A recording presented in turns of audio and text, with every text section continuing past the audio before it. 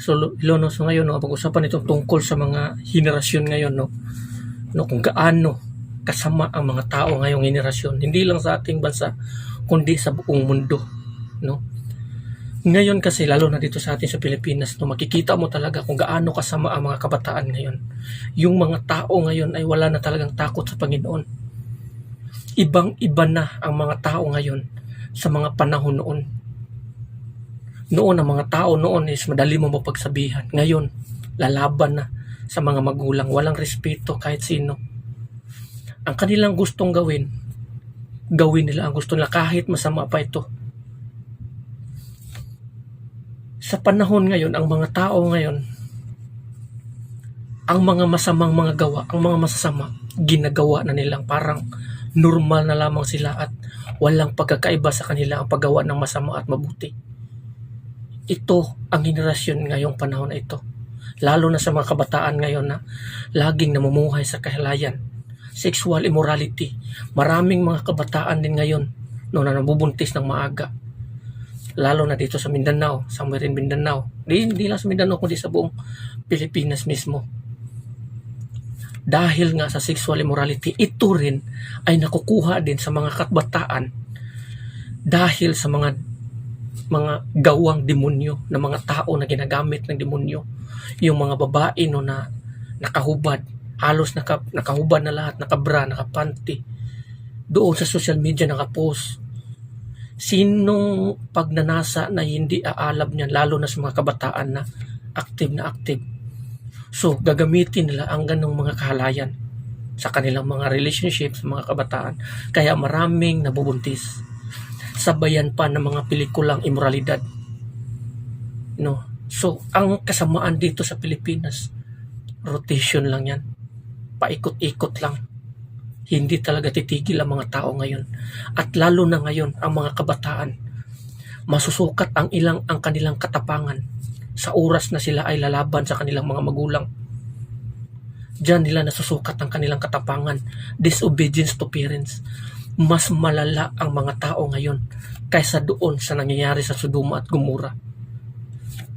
Sa Sodoma at Gomora noong unang panahon, sexual immorality. Men sex with men or mga LGBTQ kung tawag nila doon noong unang panahon. Men sex with men, women sex with men, men to men, women to women. Din lahat ng uri ng mga idolatry, lahat ng uri ng kasamaan. Mas malala ang panahon ngayon kung titignan mo.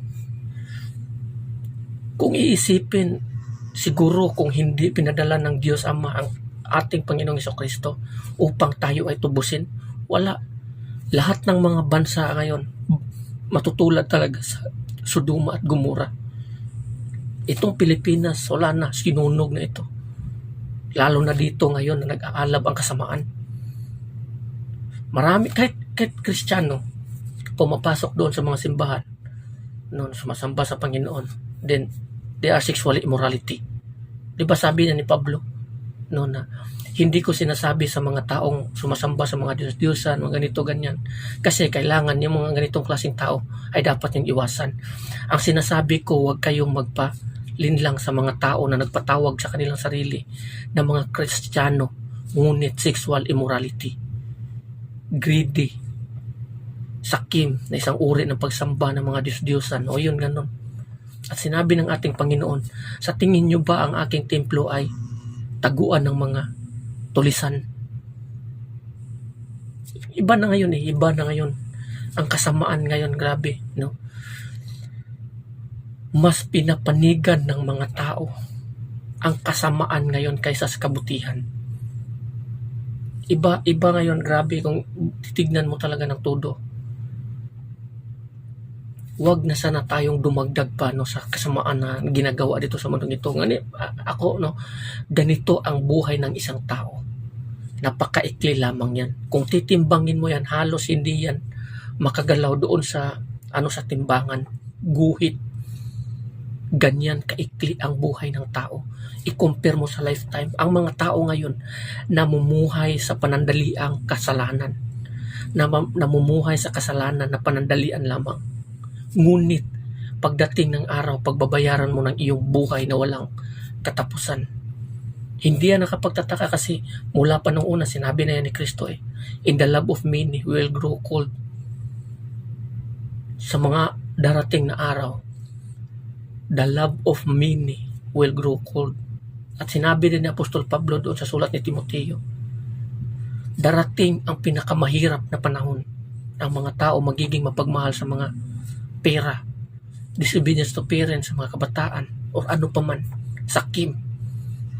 Lahat ng uri ng kasamaan. At nangyayari na yan ngayon. Generation by generation, mangyayari uli. Ang iba't ibang uli at pasama ng pasama ang mundo. Noong 90, dekada 90, mga 90 to mga 1990s to 19 to 20 o to sabihin na natin to 2000, hindi pa ganito talaga kasama ang mga tao.